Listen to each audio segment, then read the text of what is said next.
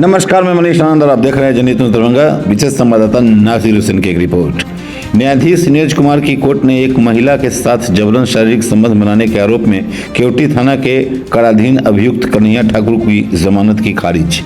Darbhanga civil court Darbhanga के प्रथम अपर जिला एवं सत्र न्यायाधीश नीरज कुमार की कोर्ट ने एक महिला के साथ जबरन शारीरिक संबंध बनाने के आरोप में संस्थित केवटी थाना कांड संख्या 6126 में काराधीन अभियुक्त कन्हैया ठाकुर का जमानत खारिज कर दिया।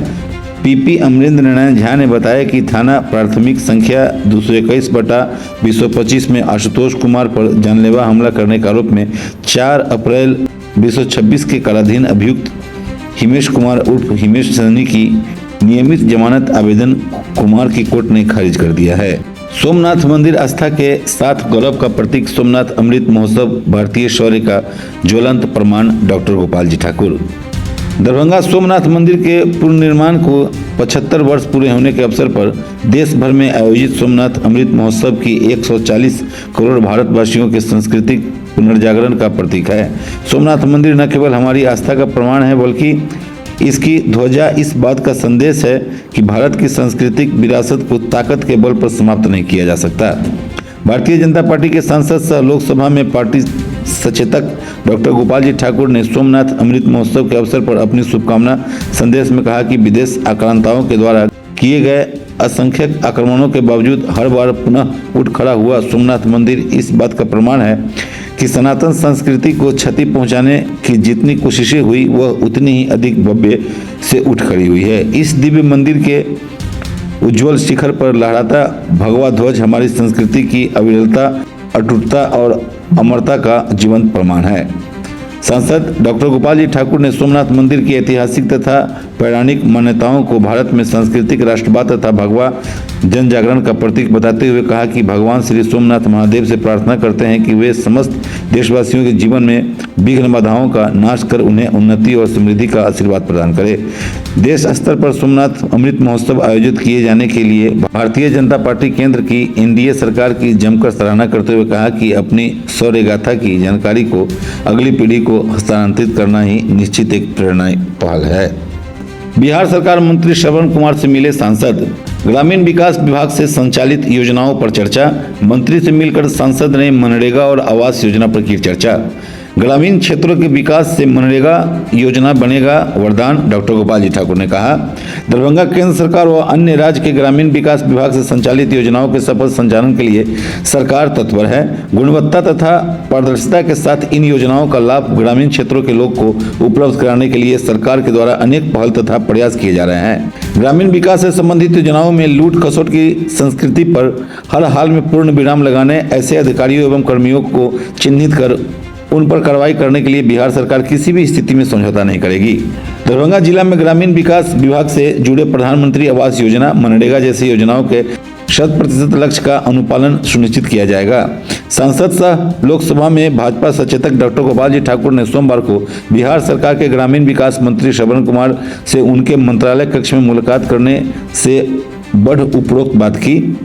सांसद ने मंत्री को मिथिला की संस्कृति और परंपरा के अनुसार पाग एवं अंग वस्त्र से सम्मानित करते हुए कहा कि बिहार की बहुसंख्यक आबादी ग्रामीण क्षेत्र में निवास करती है, इसलिए केंद्र और राज्य सरकार की गरीबी हितैषी योजनाओं का उन्हें लाभ मिले, इसके लिए सरकार और प्रशासन संकल्पित है। श्री ठाकुर ने कहा कि प्रधानमंत्री नरेंद्र मोदी और बिहार के सीएम सम्राट चौधरी के कुशल नेतृत्व और मार्गदर्शन में बिहार और देश का विकास तेजी से बढ़ रहा है।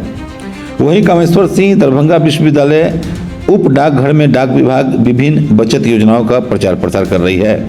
दरभंगा कामेश्वर सिंह दरभंगा संस्कृत विश्वविद्यालय पर उप डाकघर में डाक विभाग की विभिन्न बचत योजनाओं के प्रचार प्रसार अभियान के तहत ग्राहकों को बचत खाता, आवर्ती जमा खाता, स्वाधि जमा खाता, मासिक आय योजना खाता, वरिष्ठ नागरिक योजना, सुकन्या समृद्धि खाता, किसान विकास पत्र, राष्ट्रीय बचत पत्र, BLI, RPI जैसी योजनाओं की जानकारी दी गई। दिलीप कुमार पासवान उप डाकपाल ने बताया 6 नए भविष्य निधि और 5 नए आवर्ती जमा खाते भी खोले गए हैं। इसके साथ ही PLI, RPLI का संग्रह भी किया जाता है। कार्यक्रम में उप डाकपाल दिलीप कुमार पासवान, डाक सहायक यामिनी शेख, डाक सेवक राजकिशोर सहनी सहित अन्य कर्मी उपस्थित रहे। सभी ने डाक विभाग की योजनाओं को जन जन तक पहुंचाने का संकल्प लिया। मौके पर कामेश्वर ठाकुर, पप्पू कुमार, क्षमा भारती, पूजा पिड़िया, विशाल कुमार, रिंकू कुमारी आदि खाता खोलने गए।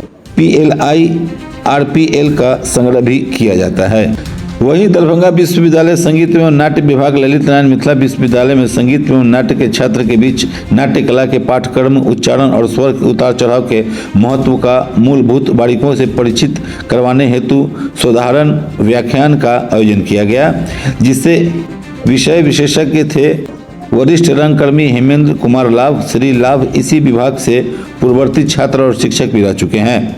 विभाग की विभागाध्यक्ष प्रोफेसर लावण्या कीर्ति सिंह काव्या ने छात्रों को हेमेंद्र सर से परिचय करवाया और आश्वस्त किया कि आप नियमित क्लास में आए, नाट्य एवं संगीत की बारीकियों को जाने। इसके बाद प्रोफेसर पुष्पम नारायण ने सत्र के आयोजन के बारे में बताया।